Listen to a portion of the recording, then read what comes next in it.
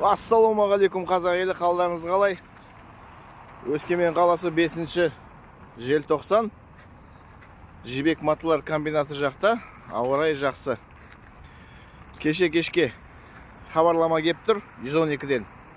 Өскеменде туман күтілуде деп.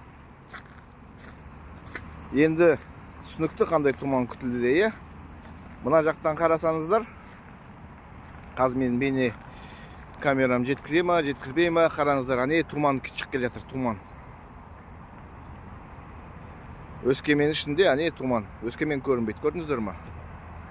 Енді қайтадан туман деп бізге өтірік айтып, бірақ моржадан шығып тұр ане жерде, міне біреу жерде. Ол жылу қазандық, қалғандары бәрі сол заводтар неше сияқты түтіндерді ауаға ластап шығарып жатыр.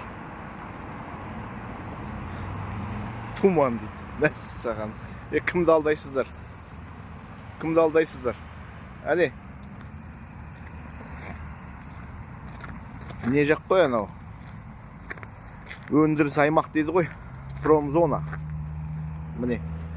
Қазыбек би жақтан қарап, ары қарай камерам жетпей тұр ғой міне. Ар жақта қала көрінбейді міне. Бүгін жел де дұрыс болмай тұр.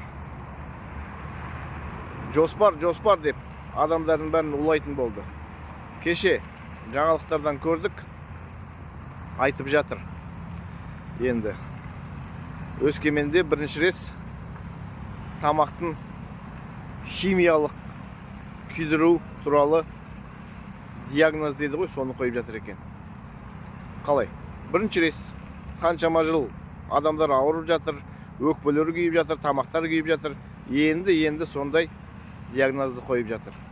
Ол бір жағынан жетістік деп айтуға болады, негізі енді айтып жатыр. Міне, қаланы байқаңыздар. Бүгін туман күтілді. Ой, туман дейді ғой, газ. Абайлаңыздар, көшеге көп шықпаңыздар.